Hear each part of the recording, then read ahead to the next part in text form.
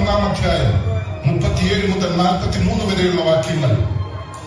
താൻ ചെയ്യാത്ത കുറ്റത്തിന് കൊട്ടാരത്തറകളിൽ അടയ്ക്കപ്പെട്ടിരുന്ന ജോസഫ് ഈജിപ്തിലെ ഫറവോയുടെ സ്വപ്ന വ്യാഖ്യാനത്തിലൂടെ തന്റെ രാജ്യത്തെയും അയൽ രാജ്യത്തെയും വറുതിയിൽ നിന്ന് സംരക്ഷിക്കുവാനുള്ള മുന്നറിയിപ്പ് നൽകിയതിൽ സംപ്രീതനായ രാജാവ് തന്റെ മുദ്രമോതിരവും സ്വർണമാലയും പട്ടുവസ്ത്രങ്ങളും നൽകി രാജ്യത്തിന്റെ അധിപനായ ജോസഫിനെ നിയമിക്കുന്നു.